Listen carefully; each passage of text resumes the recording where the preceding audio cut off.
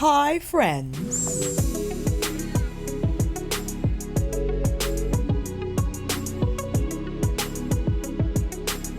Top 5 blushes from my collection. Boy, was this a hard list to curate. As I was choosing these blushes, there was a clear shade bias.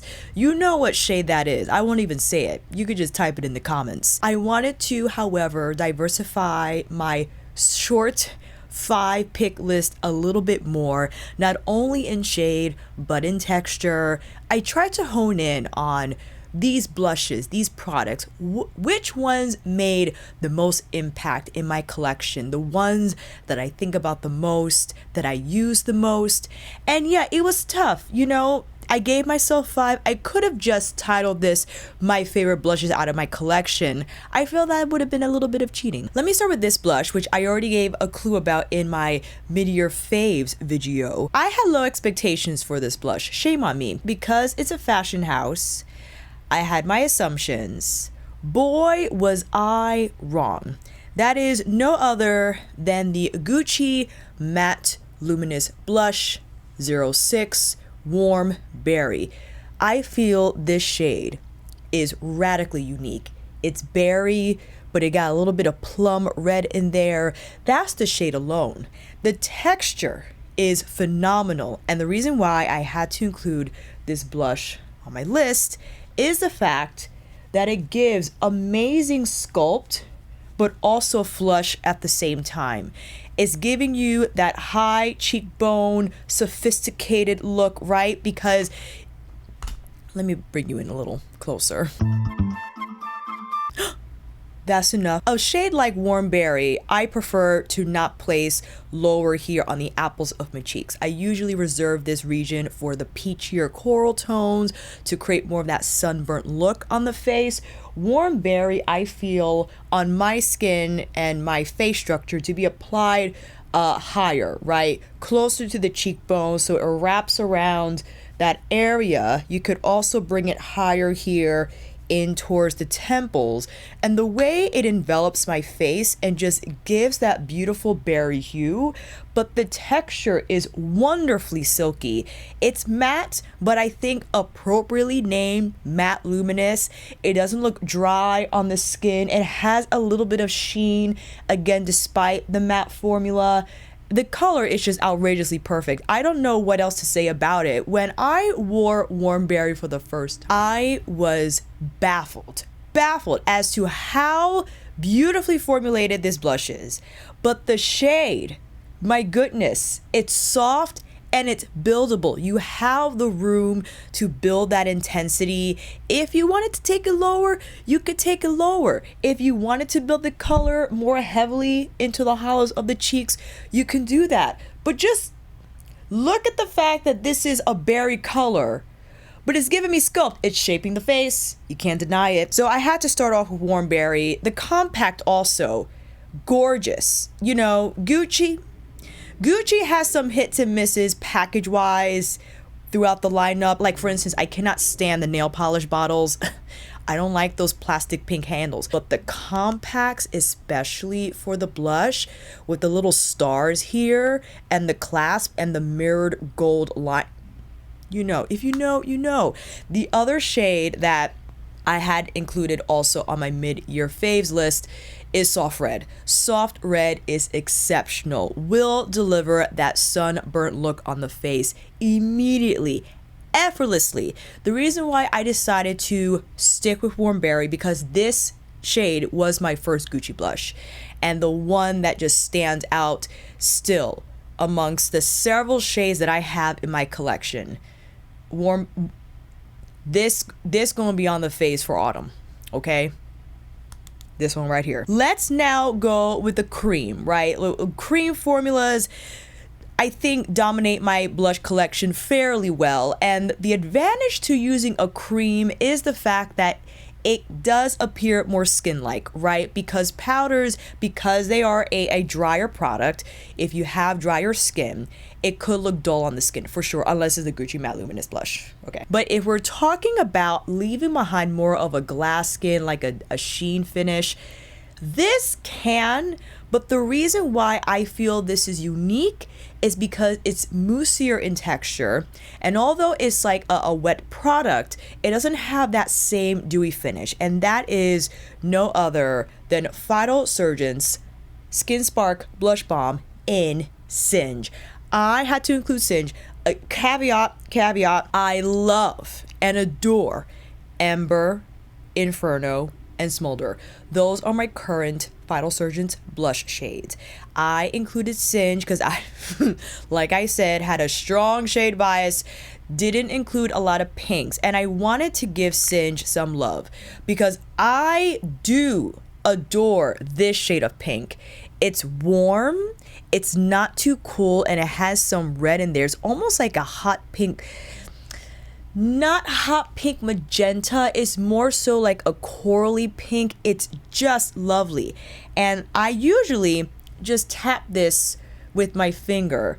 So the Phytosurgence blush formula packs major punch, as you see.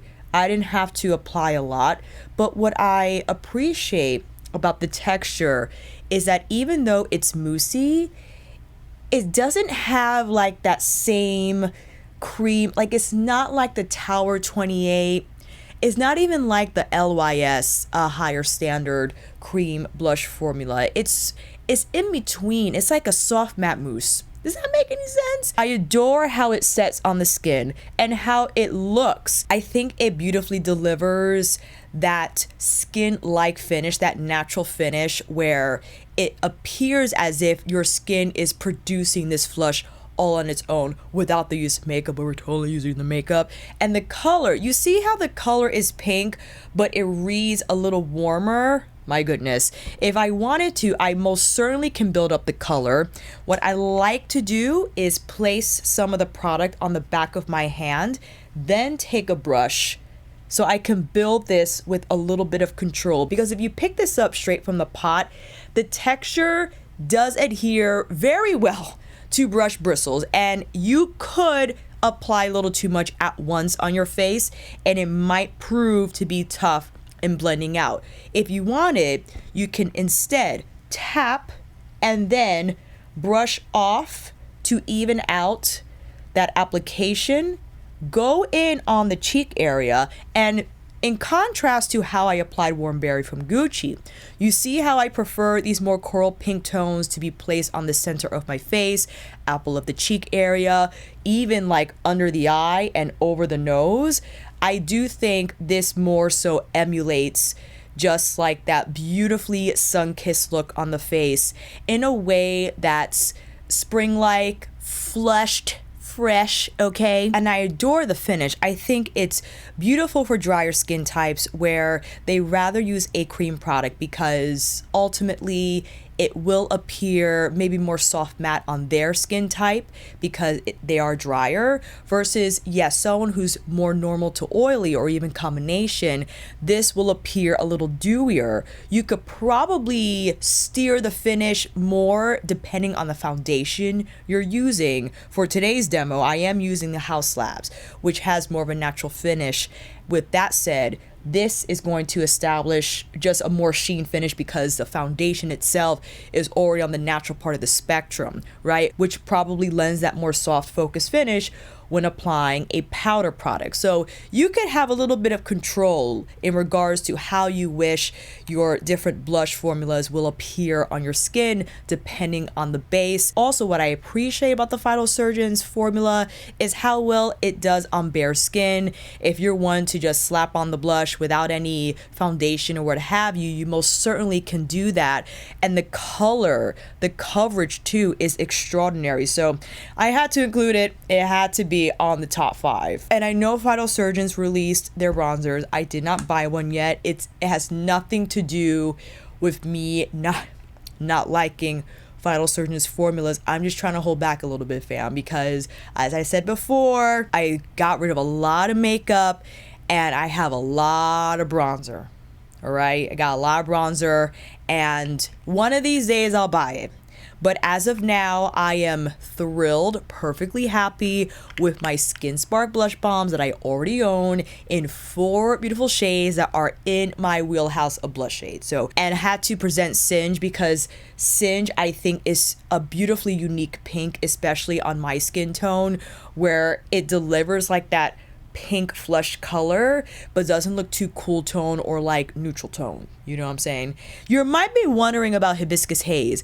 Hibiscus Haze, yes, is not on the list. I gave it to Phytosurgence instead because, again, I wanted to diversify the types of textures that are included on this list. Forgive me, but I would have slapped on Hibiscus Haze on top of this. I'm not even kidding. Do you want to see that in action? Hold on. I would highly recommend that you do this anyway. If you got all these blushes, fam, use the heck out of them. Let's pick up a fluffy, something fluffy. I could do, nope, soft cheek. Let's pick up soft cheek, dab on a little bit of Hibiscus Haze, and see how that brings the color more forward. It also will affect the finish of the Phytosurgence. It's not as sheen dewy, right? And the Hibiscus Haze is a little cooler in undertone, just a tad, right? That's something I would do, but I just wanted to show her, to give her some love.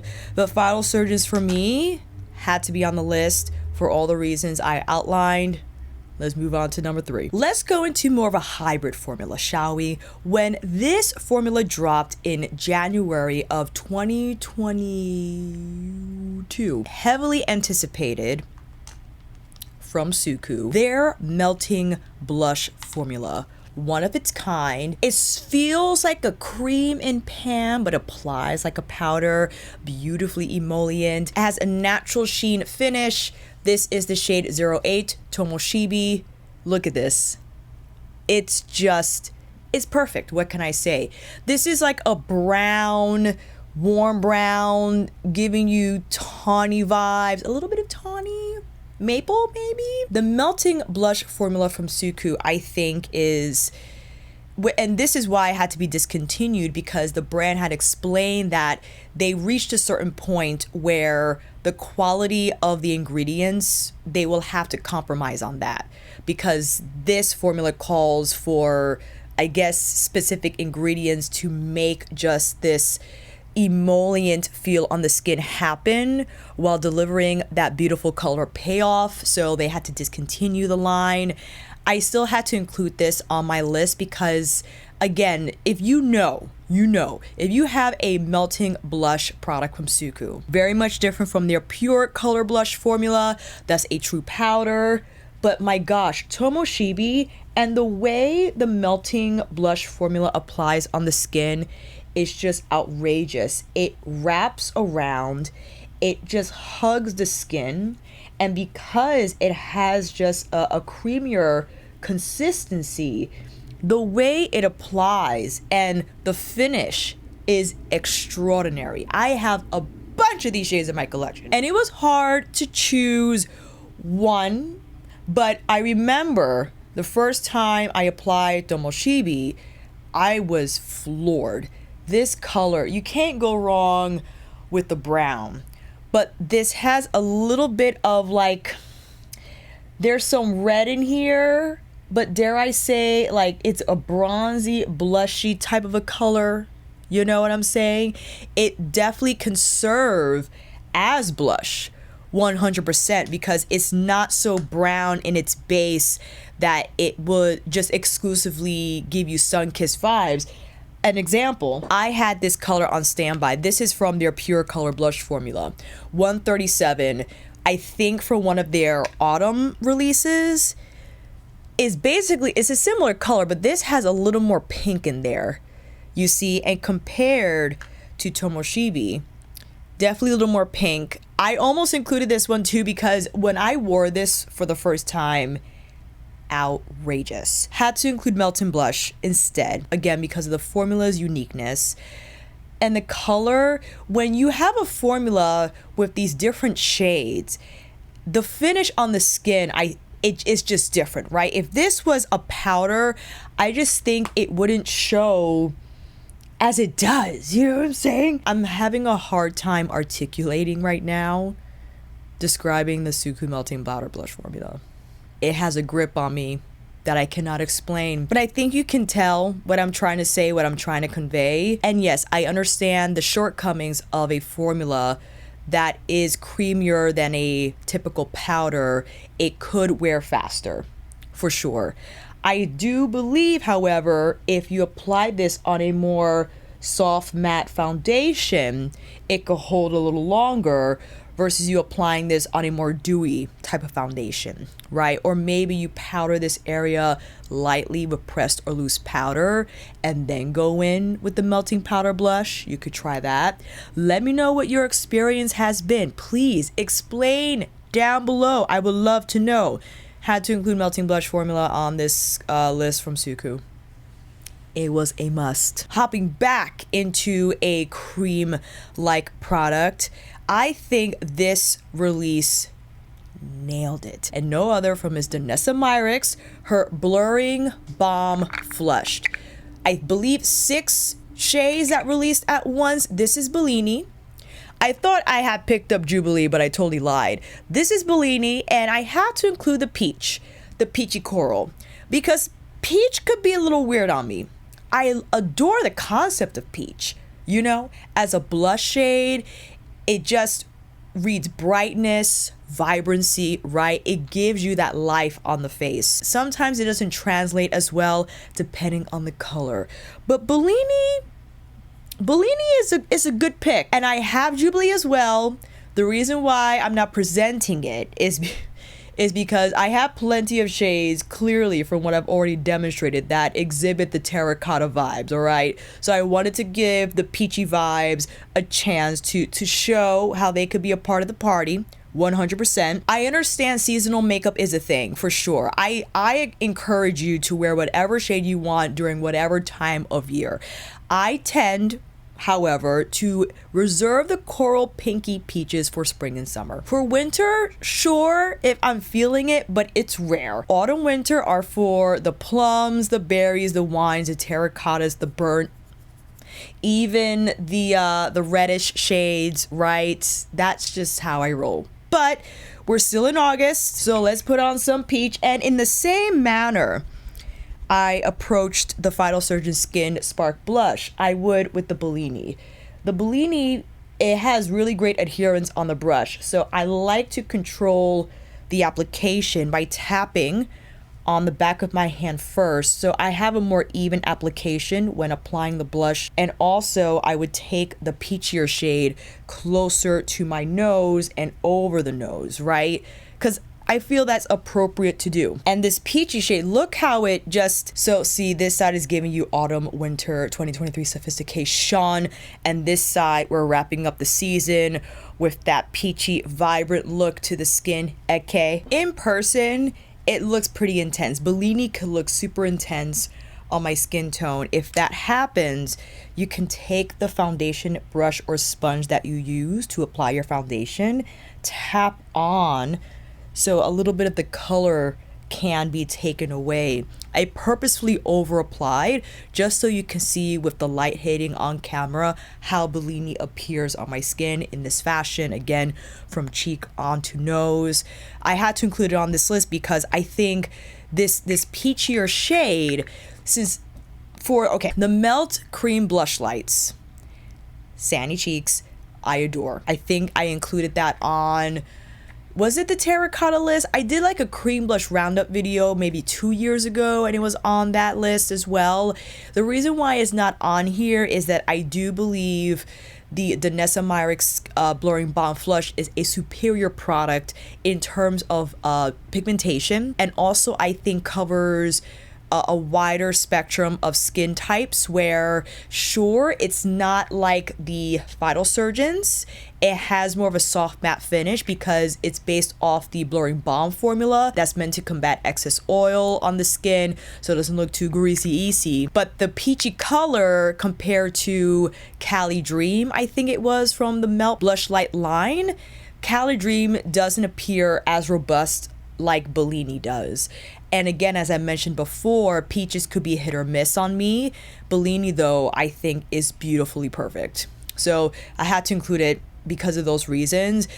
Peach and my skin tone, tough to do sometimes, depending on the product. And when I wore this for the first time, I was like, whoa, mama. And I could wear this in the winter for sure, because there's like, what, the cool girl look, the frosty cheeks. I forgot what the trend was at the time. I don't think I can pull that off as well like someone who has a lighter skin tone. It's just a different vibe, and that's fine. Every skin tone has its strength. Where I'm at on the spectrum, the cooler pinky tones just make me look great. They make me look great. So that's why I reserve, again, the peachy coral shades more for spring, summer for me. I could wear it in the winter. It just seems out of place for me. But that's just a me thing. Okay. We'll end with the fifth pick. Both cheeks.